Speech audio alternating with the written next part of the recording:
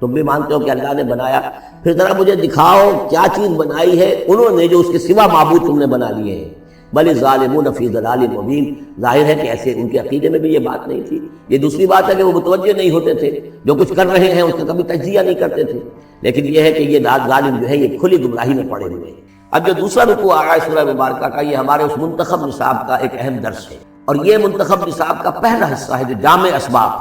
سورۃ العصر پھر آیت البر، تیسرا سبق یہ ہے، اس لیے کہ اس میں بھی وہ انسان کی نجات کے لیے جو چیزیں لازم ہیں وہ سب کی سب ان کا ایک اسکیلیٹن سمجھیے، اس کا جو ہے ایک خاکہ جو ہے بلو پرنٹ اس کے اندر بھی آ گیا۔ اور یہ اصل میں ایک ایسے شخص کی مثال ہے جو نہ خود نبی تھے نہ کسی نبی کے پیروکار تھے، لیکن وہی جو بات میں نے بارہا آپ سے عرض کی ہے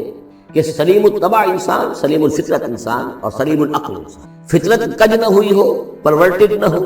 اور انسان کی عقل جو ہے اس کے اوپر پردے نہ پڑ گئے، تو انسان کچھ حقائق تک خود پہنچ جائے گا چاہے کسی نبی کی دعوت اس تک نہ پہنچی۔ وہ مقام کیا ہے کہ وہ پہچان لے گا کہ اس کائنات کا ایک خالق ہے، وہ اکیلا ہے، وہی اس کا مدبر ہے، وہی چلا رہا ہے، وہ تمام صفات کمال سے بتمام و کمال متصف ہے۔ پھر یہ کہ اس نے جو ہمیں پیدا کیا ہے تو زندگی صرف یہ زندگی نہیں ہے بلکہ کوئی اور زندگی بھی ہوگی، اس کے پاس لوٹنا بھی ہوگا، ہم اس کی طرف جائیں گے اور پھر ہمیں اپنے اعمال کا محاسبہ وہاں پر فیس کرنا ہوگا اور جزا و سزا ہوگی۔ یہاں تک انسان پہنچ سکتا ہے، یعنی ایمان ابھی نہ کہ یہ ایمان تو تصدیق کو کہتے ہیں، ایمان کا لفظ ہوتا ہے جبکہ نبی کی دعوت کی تصدیق کی جائے تو لفظ ایمان ہے، لیکن یوں سمجھیے کہ معرفت یا حکمت،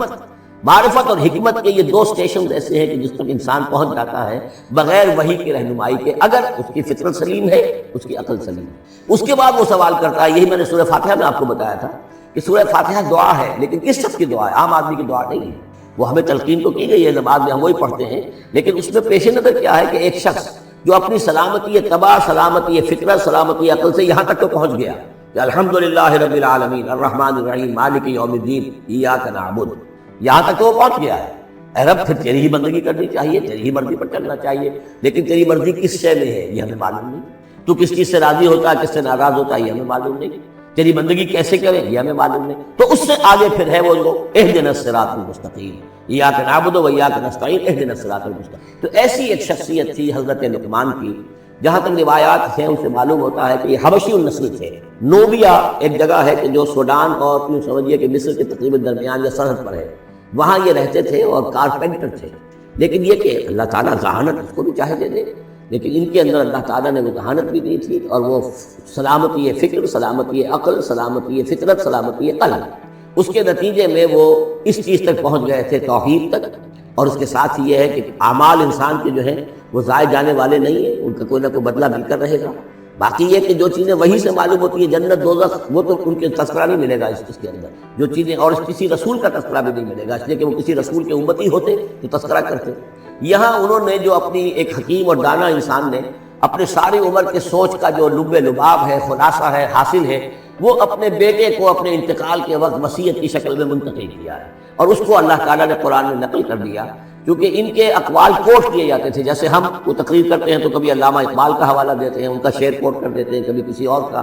تو یہ بھی اصل میں عرب میں خطباء اور شعراء جانتے تھے کہ یہ لقمان جو ہے یہ بہت ہی حکیم اور دانا انسان تھے، اور ان کے اقوال جو ہے کوٹ کیے جاتے تھے اشعار میں بھی اور خطبات میں بھی۔ تو اللہ نے بتایا کہ دیکھو یہ لقمان بھی جو اپنی سلامتی طبع اور سلامتی فکر کی وجہ سے جہاں تک پہنچا، وہ وہی اصول ہے کہ جن کی طرف محمد تمہیں دعوت دے رہے ہیں صلی اللہ علیہ وسلم۔ وَلَقَدْ آتَيْنَا لُقْمَانَ الْحِكْمَةَ، اور ہم نے لقمان کو دانائی عطا کی۔ دانائی کا نتیجہ کیا تھا؟ ان اشکر للہ، کہ شکر کرو اللہ کا۔ دانائی کا تقاضا، فطرت کی سلامتی کا تقاضا کیا ہے؟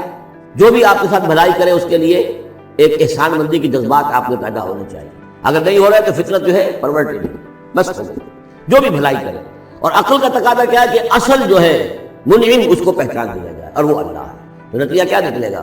وہ سلامتی طبع جمع سلامتی عقل، تو اللہ کو پہچان دیا جائے اور کہا جائے الحمدللہ، جہاں سے قرآن مجید شروع ہوتا ہے، انشکر للہ، کہ شکر کرو اللہ کا۔ ومن یشکر فانما یشکر لنفسہ، جو کوئی بھی شکر کرتا ہے تو وہ شکر کرتا ہے اپنے ہی بھلے کے لیے، اپنے ہی فائدے کے لیے۔ ومن کفر فان اللہ غنی حمید، اور جو کفران نعمت کرتا ہے، ناشکری کرتا ہے، اللہ تو غنی اور حمید ہے۔ وَإِذْ قَالَ لُقْمَانُ لِابْنِهِ، اب یہاں سے حضرت لقمان کی وہ نصیحتیں ہیں جو انہوں نے اپنے بیٹے کو کی ہیں، یہاں مذکور نہیں ہے، لیکن مراد یہی ہے کہ انتقال کے وقت، جیسے کہ کوئی شخص دولت مند ہے تو وہ اپنے انتقال کے وقت اپنے بیٹوں کو، یا اگر بیٹا ایک ہی ہے تو اسے بتائے گا کس سے لینا ہے، کس کو دینا ہے، کیا حساب کتاب ہے، کہاں کہاں میرے ایسٹس ہیں، کوئی دفینہ ہے تو بھی بتائے گا کہ میرا وہاں فلاں جگہ پر دولت دفن ہے۔ ایک حکیم انسان کے پاس اصل شے اس کی ساری عمر کے غور و فکر کا جو حاصل ہے کہ میں نے جو کچھ سوچا ہے، میں نے جو کچھ بھی حاصل کیا ہے اپنی فطرت سلیمہ اور اپنے سلیم کی رہنمائی میں، وہ میں تمہیں منتقل کر رہا ہوں۔ وَإِذْ قَالَ لُقْمَانُ لِابْنِهِ وَهُوَ يَعِظُهُ، یاد کرو جب کہ کہا لقمان نے اپنے بیٹے سے اور وہ اسے نصیحت کر رہے تھے،